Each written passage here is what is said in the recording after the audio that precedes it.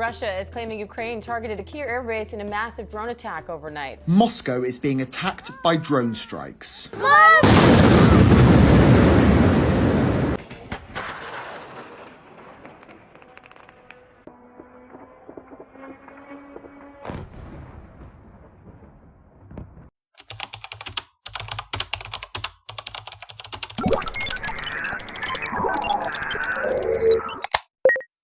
Missiles, tanks, drones.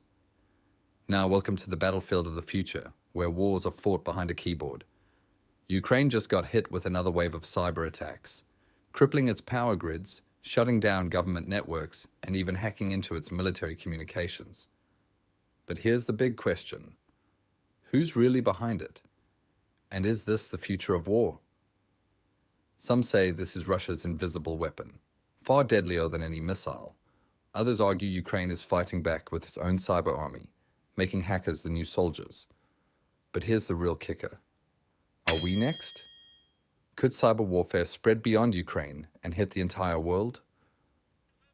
Buckle up, because today we're diving into a war you can't see, but one that might already be at your doorstep. All right, let's back up for a second. When Russia invaded Ukraine in 2022, cyber attacks weren't just part of the war. They were the first attacks. Even before Russian tanks rolled in, Ukrainian banks were being hacked, news websites were spreading fake stories, and entire power grids were crashing. And guess what? It hasn't stopped. But here's where it gets crazy. These cyber attacks aren't just about taking down computers. They're shutting down hospitals, disabling air raid sirens, and even targeting military supply chains. Imagine being on the battlefield and your drone suddenly won't take off because it got hacked. That's not science fiction. It's happening. Forget Call of Duty. This is Call of Hackers, and the kill streaks are real. So let's talk about what's happening right now. Over the past few months, Ukraine has seen a massive increase in cyber attacks, and the scale is mind-blowing.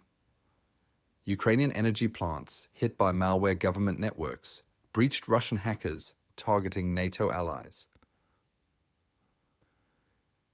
Now here's the million-dollar question. Who is behind these attacks? Russia? Most fingers point to groups like Sandworm, a hacking unit allegedly linked to Russian intelligence. But here's where things get murky, because Russia isn't the only player in the game. Enter the hacktivists. Groups like Anonymous claim to be fighting on Ukraine's side, hacking Russian banks, exposing government secrets, and even leaking military plans. But are they really helping, or are they making things worse? And then there's the wild card. China.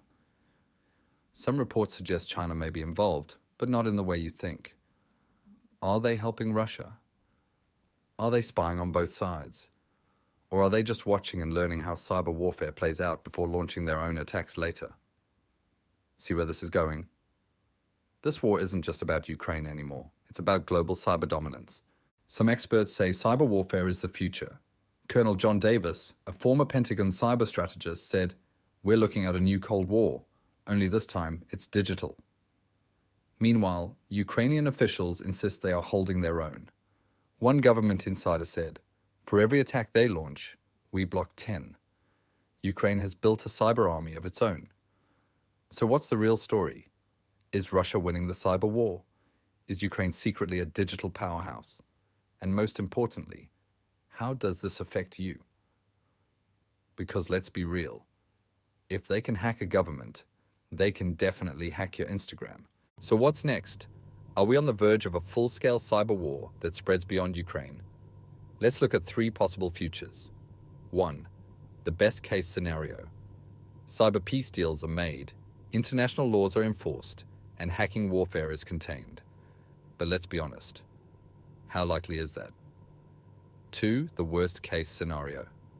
Cyber attacks spiral out of control. Russia, Ukraine, China, NATO. Everyone starts launching digital strikes. Imagine banks crashing, hospitals shutting down, planes losing GPS in midair. Yikes. 3. The most likely scenario. Cyber warfare keeps escalating, but quietly. No big headlines, no World War III. Just silent, constant attacks, shaping global politics from behind the scenes. So here's the big question. Should we be scared? Are cyber attacks just part of modern warfare now, or is there still time to prevent a full-scale cyber apocalypse?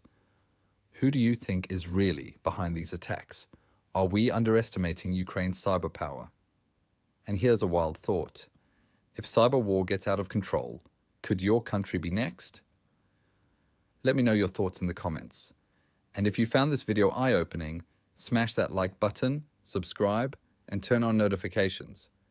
Because trust me, this war is far from over.